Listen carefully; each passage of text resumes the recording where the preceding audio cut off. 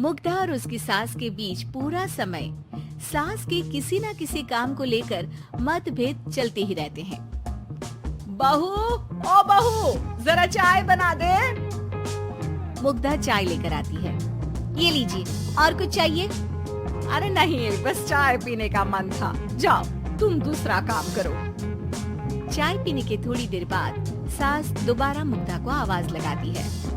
अरे बहू रे, आओ बहू, जरा हलवा तो बना दे, मीठा खाने को मन हो रहा है।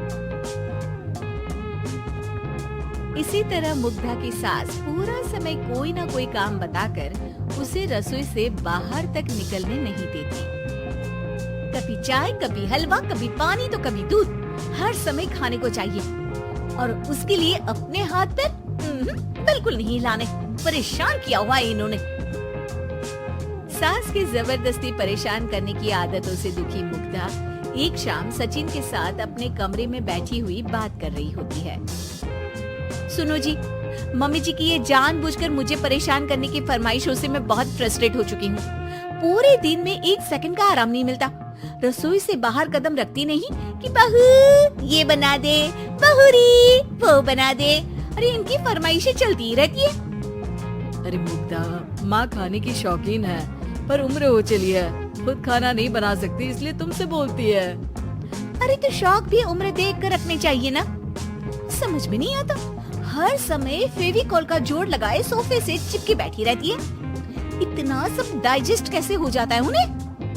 अरे तुम मेरी माँ से इतनी नफरत कैसे कर सकती हो? मैं उनसे नफरत नहीं करती जी, बस परेशान हूँ। जहाँ मुग्धा अपने पति से ये सब बोल रही होती है, वहीं उसकी सास भी कमरे के बाहर दरवाजे से कान लगाए सारी बातें सुन रही होती है और अगली दोपहर रसोई में मुग्धा के पास जाती है। बहू, आज ना मेरा कुछ मसालेदार खाने का मन है। तो चाय बना दो, मुझे बहुत पसंद है। अरे ना, ऐसा कर लिट्टी चोखा बना ले।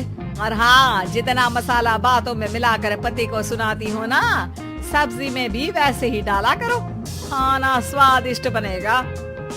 सास की बात सुनकर मुग्धा हैरान रह जाती है। मतलब अब पूरा समय मुझ पर हुक्म चलाने के साथ बंद कमरे में हुई पति पत्नी की बीच की बातें भी सुनती है। अरे बात जब मेरी थी तो सुनने में क्या दिक्कत है? ये कहकर सास वहाँ से चली जाती है। अरे अब तो हद पार हो गई, इस तरह से तो ये मेरा जीना मुश्किल कर देंगी। मुग्धा सास की हरकतों से परेशान उसका हल सोचने लगती है और इसी तरह कुछ दिन बीत जाते हैं, जिसमें सास का जन्मदिन आता है। मुग्धा बहुत खुशी के साथ अपनी सास को एंड्रॉइड मोबाइल गिफ्ट करती है। मम्मी, आपको सबसे बात करने के लिए बहुत दिक्कत होती है ना? कभी सचिन तो कभी मुझे बोलना पड़ता है, पर इस मोबाइल से आपको कोई दिक्कत नहीं होगी। एक जगह बैठे बैठे बहुत कुछ कर सकती हैं अब आप। मोबाइल देख सासू माँ खुश हो जाती है, पर उसे इस्तेमाल करना तो आता नहीं, इसलिए साइड में रख देती है। जिसे देख मुग्धा घर का सारा काम छोड़ मोबाइल सेट कर सास को इस्तेमाल करना सिखाने लगती है, जिसके बाद अब सास पूरा समय मोबाइल में ही लगी रहती है। हाय, जब से मम्मी को मोबाइल मिला है मेरी लाइफ में कितनी शांति आई है।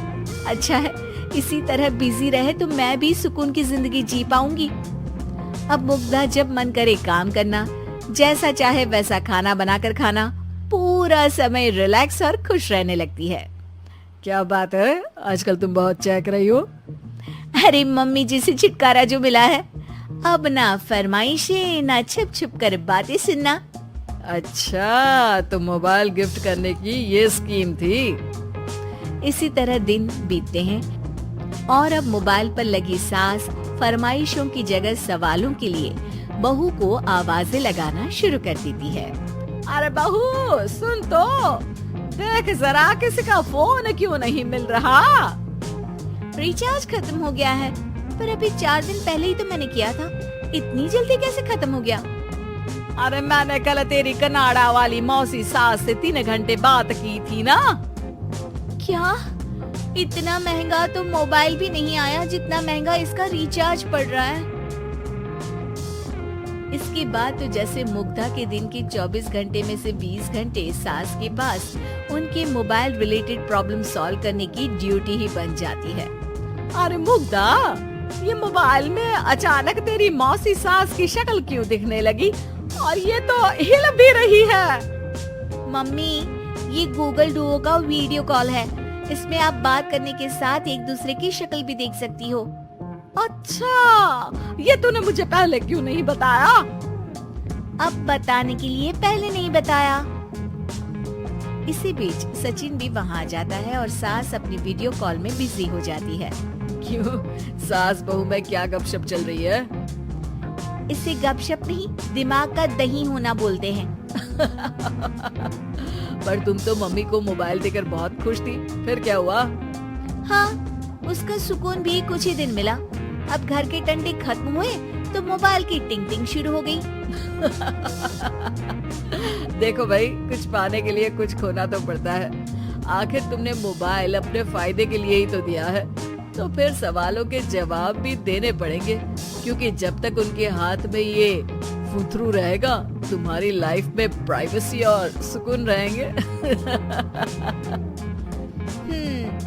कहने का मतलब है अगर इससे प्यार बढ़े तो दाग अच्छे हैं। अरे मुझे पहले दिन से ही पता है मोबाइल किस मकसद से दिया गया है। भूलो मत, इससे पहले मैं बातें ही सुनती थी। सास की ये बात सुनकर मुग्धा शॉक में और सचिन हंसता रह जाता है।